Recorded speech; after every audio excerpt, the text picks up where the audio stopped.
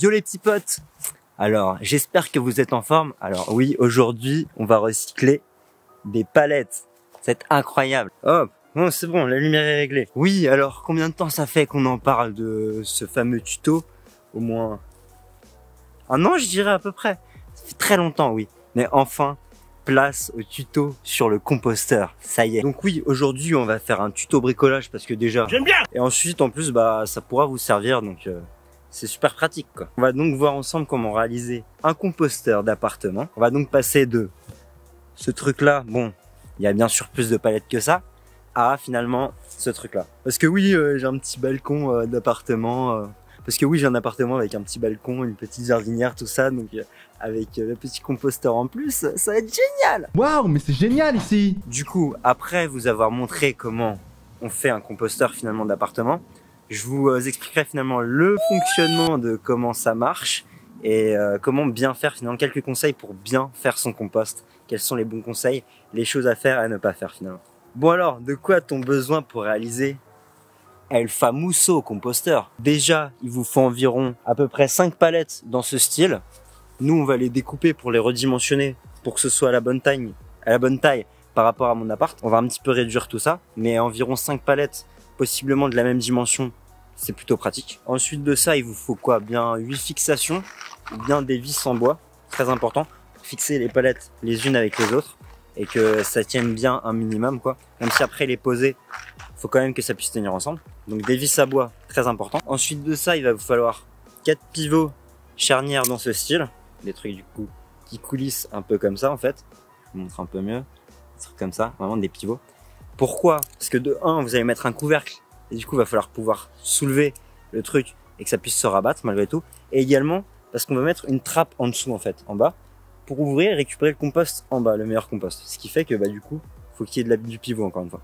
Et également, si vous voulez rajouter un petit truc assez stylé pour que justement votre pivot en bas, votre trappe ne bouge pas, vous pouvez rajouter du coup 2 petits cadenas dans ce style. Un seul, ça peut suffire, mais moi je vais en mettre 2 parce que j'ai envie de faire un truc stylé. Je vais aussi en mettre un au-dessus.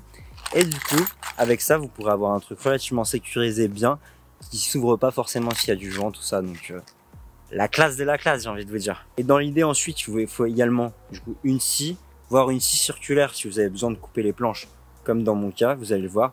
Mon papa va m'aider dans toutes ces opérations. Merci papou. Également, une perceuse pour faire des trous, ça peut servir. Ou bien, une mèche à bois, potentiellement. À vous de voir en fonction de la solidité du bois que vous prenez finalement. Également des tasseaux pour pouvoir caler les planches entre elles, ça peut servir, on sait jamais. Parce que moi du coup je vais enlever les planches en bois et pour les recaler il va me falloir des tasseaux de bois. Et voilà, c'est à peu près tout.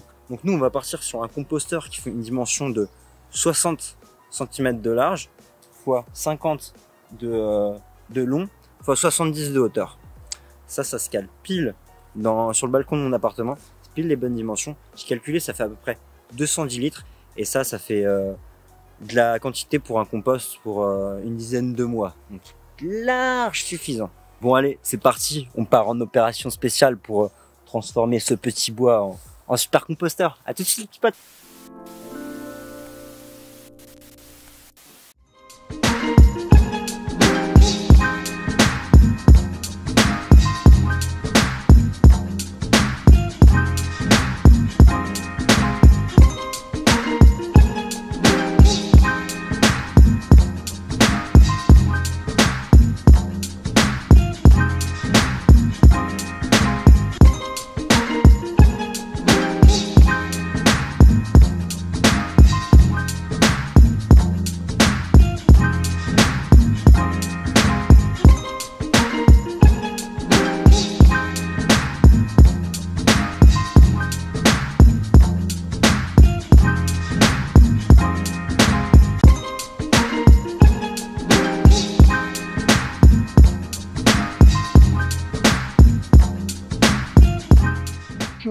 C'est dans l'autre sens du coup, faut que je mette la... Regarde, c'est en bas.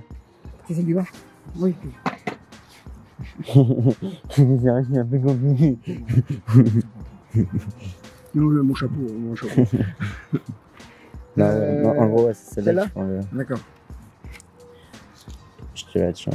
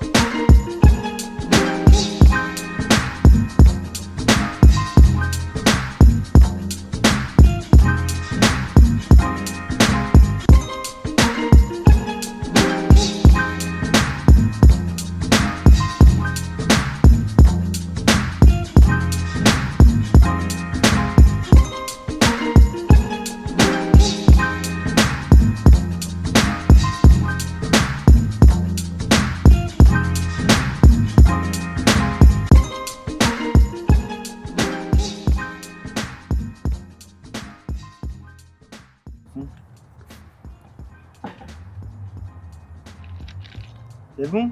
C'est des clous de girafe.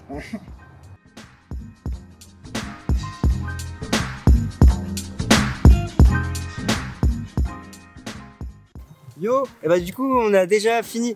En fait non, on a juste fait la moitié. Mais regardez, on a fait une petite trappe magique pour récupérer le compost quand il sera prêt. Du coup on va continuer, on va faire la suite avec mon partenaire préféré, mon papou qui est en train de filmer. Et du coup bah on va essayer de faire la suite demain sûrement et puis finir le tout. Demain? Peut-être Moi je joue au tennis demain. Moi. Peut-être demain, mais du coup il restera les deux côtés à faire, plus le couvercle, et puis après il sera complètement utilisable et on pourra composter au max. Bon, c'est parti pour le deuxième jour de bricolage du fameux composteur qu'on va faire. Du coup bah on va finir avec les palettes, essayer de tout faire aujourd'hui, ça devrait être bon, puis après on pourra l'installer sur le balcon, ce sera parfait. Et du coup voilà, il nous reste deux côtés à faire, plus le dessus, le petit chapeau, et puis ce sera tout bon. Bon allez, on passe au bricolage. Zou!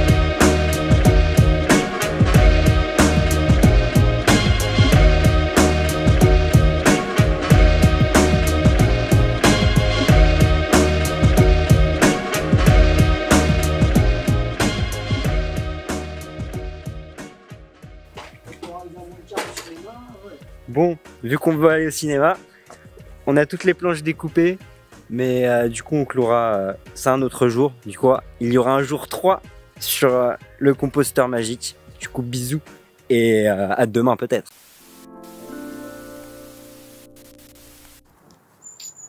Yo les petits potes, dernière journée de l'opération composteur fait maison. Du coup, comme vous pouvez voir là, il y a tout ce qu'il faut en kit. Du coup, on avait fini la dernière fois. Il me reste plus qu'à clouer et puis ce sera bon, ce sera terminé. Du coup, j'ai ramené petit clou et petit marteau. Puis on va s'occuper de ça maintenant pour finir ça et puis après on l'installe à l'appart. Puis ce sera prêt pour utilisation. Let's go!